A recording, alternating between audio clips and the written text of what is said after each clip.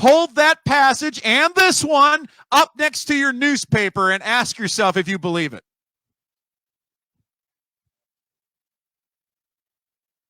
All kinds of evil? Would it make a Pharisee disagree with the Savior of the world and spend an eternity away from him? Then I'll bet it would do lesser things. If the love of money would drive a man away from Jesus, if the love of money would make a man disagree with Jesus? So I bring to you a parable.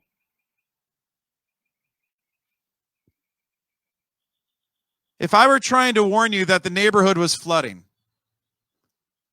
and I told you that you need a boat, and that the only way to prepare for a flood was to get a boat, and that the only way to have long-term security from the flood in your neighborhood was to get a boat, would you stop for even 1 second and think, wait a minute, it seems like I could go upstairs if it flooded in my neighborhood?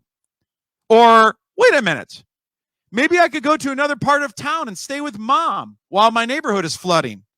Or, wait a minute, maybe I could improve the drainage around my house so that my house doesn't flood. Or maybe my house isn't actually in a place in the neighborhood where it would flood.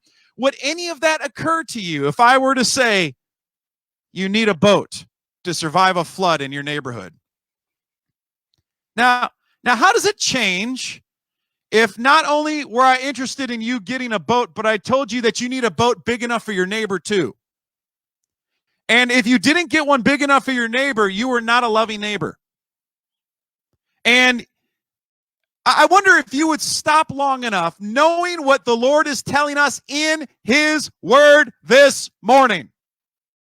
I wonder if you would stop long enough and ask, why wouldn't my neighbor get a boat big enough for himself? Why do I not only have to get a boat big enough for me, but a boat big enough for my neighbor? I wonder if you would stop and think, why does Pastor Bill tell my neighbors all the same thing? That not only do they all need boats, but they need big boats, big enough for their neighbors. In other words, if Pastor Bill knows I have a boat for my family, why do my neighbors need a boat big enough for me? Now, how does it change for you in my parable here if you know that I sold boats?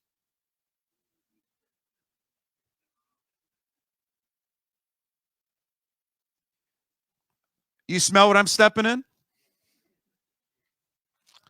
I'm interested in everyone in your neighborhood buying boats, and not just boats, but big boats, and then telling you that if you don't buy boats that benefit you and your neighbor, that you ought to be ashamed of yourself.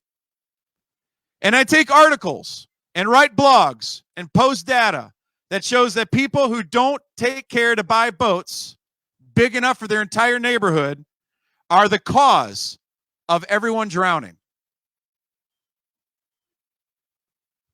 Do you still believe that the love of money will make a Pharisee do weird things? Now, how does it change for you if you know that I control the dam?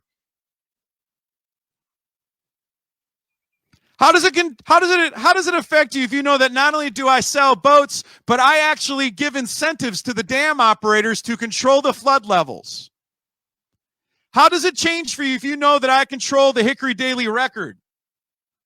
Through shareholding, massive amounts of media outlet that I could vilify, castigate, and ridicule as conspiracy theorists anyone who assumes that I'm doing it out of a love for money. How does it affect you when you are told that God says that the love of money is behind all kinds of evil in this world? We're not saying flooding is not a hazard. We're not saying that boats are not good. We're saying that it's important to know that behind certain things in our current events, it is important to understand true human nature.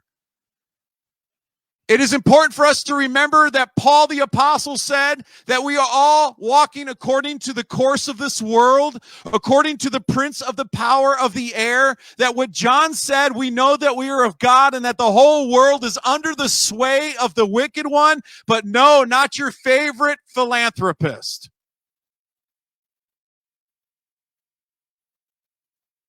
Anyways,